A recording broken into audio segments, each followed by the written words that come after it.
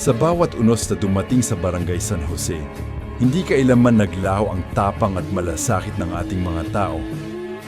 Mula sa mga kawani na walang sawang tumulong, hanggang sa mga residente na nagtulungan, pinatunayan nating matatag ang puso ng ating barangay. Bawat luha, pagod at sakripisyo ay naging patunay ng ating pagkakaisa. Hindi tayo pinabagsak ng bagyo. Bagkus, ito ang nagpatibay sa atin bilang isang komunidad na handang bumangon, magtulungan at magmahalan muli. Ngayon habang patuloy tayong bumabangon, alalahanin natin. Walang imposible kung tayo'y sama-sama. Walang unos na hindi kayang harapin kung may malasakit at pagkakaisa. Ang Barangay San Jose ay higit pa sa isang lugar. Ito ay tahanan ng mga matitibay, may puso at may pag-asang mamamayan.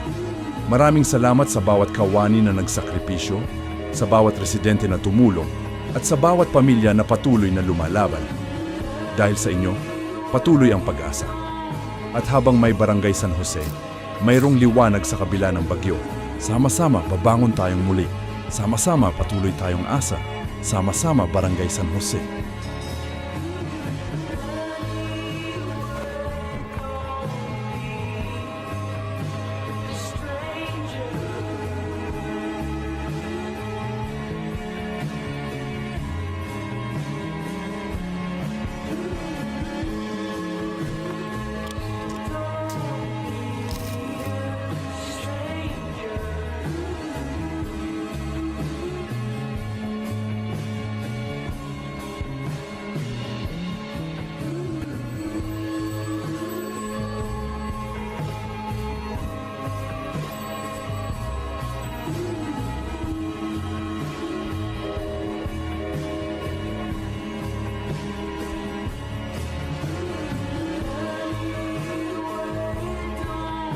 Sa gitna ng unos, muling pinatunayan ng Barangay San Jose na walang bagyo ang kayang tumupok sa ating malasakit at pagkakaisa.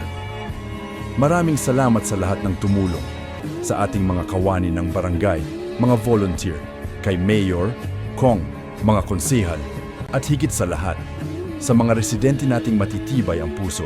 Kahit pinagyo, pinili pa rin ninyong tumulong. Tunay ngang kahanga-hanga ang kabaitan, bayanihan, at malasakit ng mga taga San Jose.